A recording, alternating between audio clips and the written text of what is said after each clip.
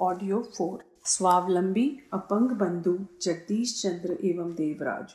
उस दिन सुबह ही सुबह 3 पहियों वाली कुर्सीनुमा साइकिल को हाथ से चलाते हुए जगदीश चंद्र अरोड़ा शशि भारत के द्वार पर पहुंचकर बोले, यदि आपकी कोई कुर्सी टूटी हो तो बुनने के लिए हमें दे दीजिए।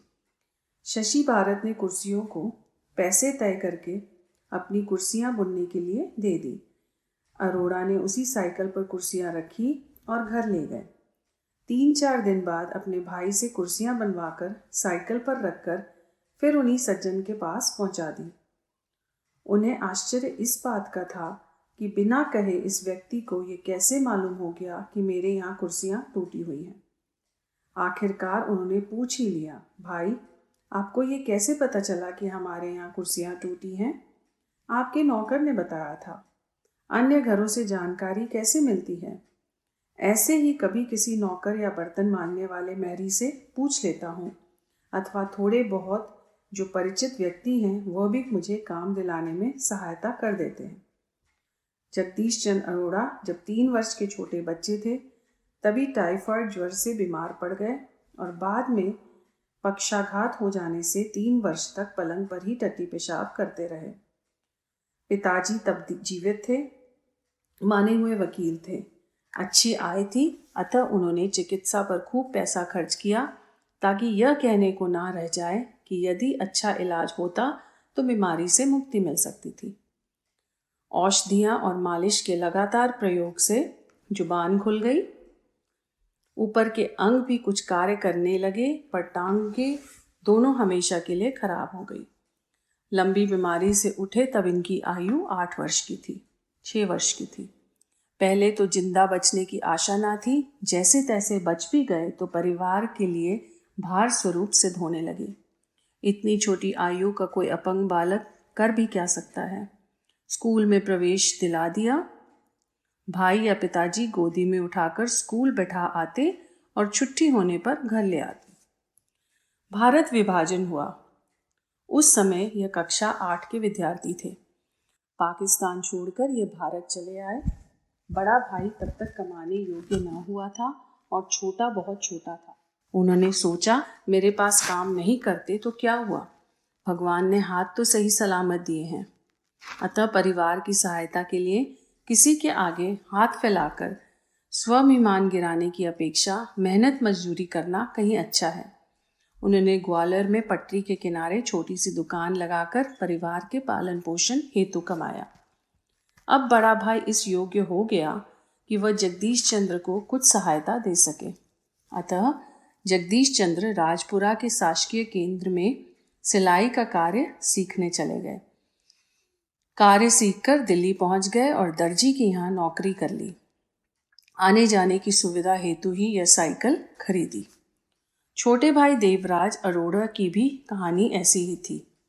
यह भी 7वीं कक्षा तक की शिक्षा प्राप्त कर पाए थे कि आंखें कमज़ोर हो गई। आंखों को ठीक कराने के लिए अस्पताल में भर्ती हुए। इलाज कराने के बाद भी उनकी दोनों आंखें जाती रही। घर में एक भाई लंगड़ा और दूसरा अंधा। ऐसी भयानक परिस्थिति में केवल सोच विचार करने या भाग्य को दोष देने से क्या लाभ होने वाला था। देवराज ने भी बड़ी हिम्मत से कार्य किया। उन्होंने अमृतसर के अंध विद्यालय में रहकर ब्रेल लिपि सीखी और हाई स्कूल पास करके देहरादून केंद्र पर प्रशिक्षण हेतु चले गए। परिश्रमी और लगनशील छात्र ने 2 वर्ष के पाठ्यक्रम को 1.25 वर्ष में पूरा कर लिया और वहाँ का सारा प्रशिक्षण नायलॉन तार का काम, सिलाई, बेत की बुनाई, मोमबत्ती बनाना, टाइप करना और इंजीनियरिंग के हल्के कार्यों को सीखकर घर चला आया। अभी तक स्थायी रूप से इन्हें कोई कार्य नहीं मिला। इधर उधर फुटकर कार्य प्राप्त करने के लिए ही दोनों भाइयों का संघर्ष जारी है। बड़ा भाई जगदीश चंद्र सिलाई का कार्य करते हुए भी छोटे भाई के लिए तलाश करके कुर्सियां बुनने का कार्य लाता है और जब उसकी तबीयत घर बैठे उब जाती है तो अपनी ही साइकिल पर बिठाकर उसकी तबीयत बहला लाता है। जगदीश चंद्र अब इस बात के लिए प्रयत्नशील है कि वह अपने गुजारे के लिए ही धन उपार्जन ना करे, वरन और अधिक मेहनत करके अपनी माँ तथा छोटे भाई की सहायता करते रहे। इधर छोटा भाई देवराज यह सोचता है कि मेरे बड़े भाई अपना ही कार्य कठिनाई से कर पाते हैं, उस पर भी वह मेरे लिए काम खोजते हैं। अतः वह स्वयं भी सप्ताह में 2-3 दिन अकेले जाकर काम की तलाश कर आते हैं। दोनों भाइयों का अब तक का जीवन संघर्ष करते करते ही व्यतीत हुआ है, फिर भी न साहस की कमी है और न परिश्रम की ही। वे दोनों एक दूसरे की सहायता का सदैव ध्यान रखते हैं। भिक्षा से उन्हें घृणा है। वे कहते हैं कि बुरी से बुरी शारीरिक स्थिति का आदमी भी यदि चाहे तो परिश्रम पूर्वक अपने गुजारे लायक कमा सकता है, फिर भिक्षा मांगकर कोई अपना आत्मसम्मान क्यों खोए। संघर्षों से जूझने वाला हस्तहीन बालक नंदकिशोर। दोनों हाथों से हीन बालक नंदकिशोर जिस साहस और परिश्रमशीलता से अपने परिवार का भरण पोषण कर रहा है, वह मानव समाज के लिए सचमुच एक आदर्श और गौरव की बात है।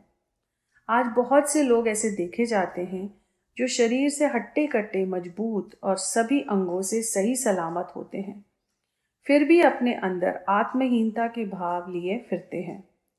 मुट्ठी भर अन्न के लिए दूसरों के सामने वे सदैव परिस्थितियों और भाग्य का रोना रोते हैं। आज से 12 वर्ष पूर्व बालक नंद किशोर का जन्म मेरठ जिले के मोदी नगर कस्बे में हुआ था।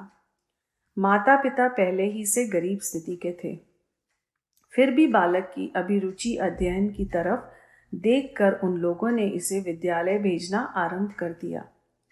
लड़का मेधावी और होनहार निकला। अपने सरल स्वभाव और सेवा भाव के कारण थोड़े ही दिनों में अध्यापकों का प्रिय पात्र बन गया। विद्यार्थी भी उसे हृदय से मानने लगे। गरीब होने के कारण कभी भी नंद किशोर की फीस समय से नहीं जुट पाती।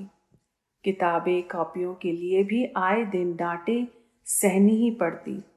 इन विपरीत परिस्थितियों में भी किसी के सामने हाथ फैलाना या सहायता के लिए दीन वचन बोलना नंद किशोर के स्वाभिमान के विपरीत पड़ता था।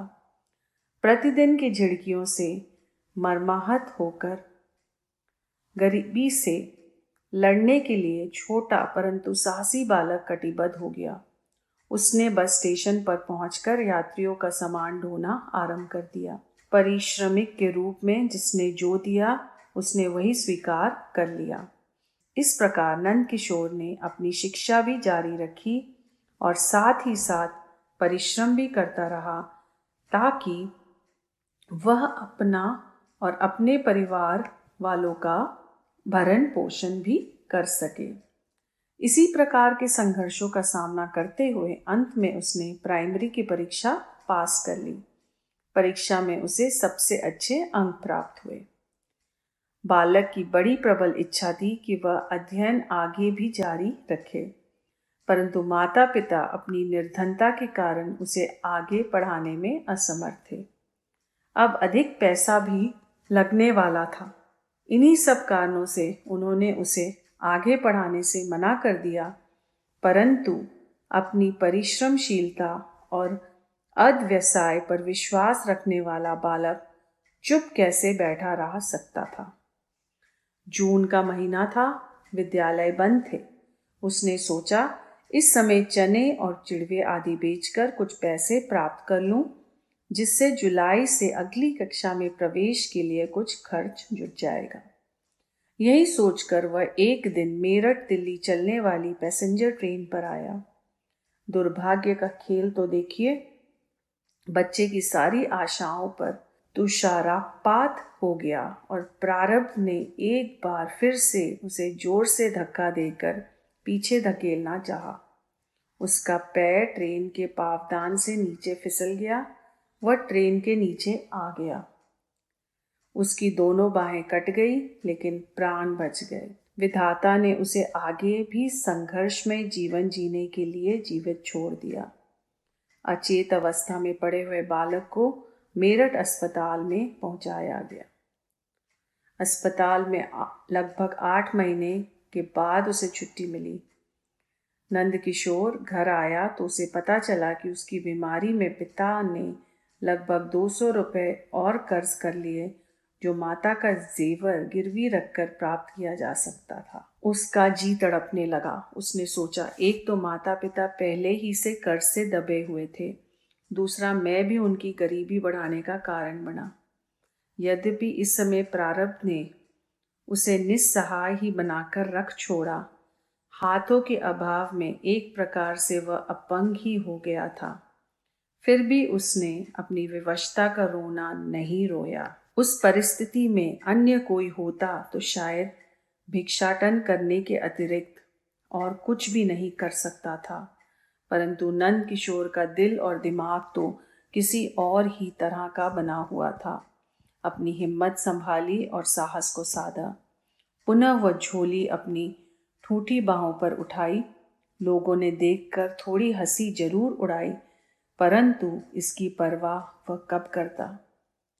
चने और दाल सेव की झोली लेकर वह उसी रेलवे स्टेशन पर पहुंचा जहां कुछ महीने पूर्व प्रारब्ध ने बड़ी बेदर्दी के साथ उसकी दोनों बाहें छीन ली थी। नंद किशोर मानो प्रारब्ध को यह जताना चाहता था कि विपरीत परिस्थितियों से भी उसमें लड़ने का साहस है। वो अपने कंधे और बाहों में झोली लेकर बड़ी प्रसन्न मुद्रा में और बड़े साहस के साथ खोमचे वाले जैसी आवाज लगाता है। हर एक यात्री उसके साहस को देखकर प्रसन्न हो जाता। सबके मुख से प्रायः यही शब्द कहते सुना जाता कि यदि इस बच्चे जितना साहस, परिश्रमशीलता अन्य लोगों में होती तो आज देश में दिखलाई पड़ने वाली भिखारियों की इतनी संख्या ना होती और ना इतने अकर्मण्य बाबाजी लोग ही दिखाई देते। कहते हैं कि जो अपनी सहायता आप करता है उसकी सहायता ईश्वर करता है। यह बात यहाँ स्पष्ट चरितार्थ होती है। हर खरीदार स्वयं उसकी झोली के सामान से निकालता है और वाजिब पैसे झोली में डाल देता है। दिन भर मेहनत के साथ नंद किशोर चने नमकीन बेचता है। उसकी आमदनी अच्छी हो जाती है। पूरे परिवार का तो भरण पोषण होता ही है। कुछ पैसे नित्य प्रति बचा भी लेता है जिससे वह कर्ज चुकाता है। साथ ही अपना अध्ययन भी दूने उत्साह के साथ जारी रखा है। बालक नंद किशोर जितना साहस, धैर्य, परिश्रमशीलता और अध्यवसाय के गुण यदि अन्य लोग अपने अंदर विकसित कर सकें तो प्रारब्ध को भी हार माननी पड़ेगी और प्रतिकूलताओं को भी अनुकूल बनना पड़ेगा।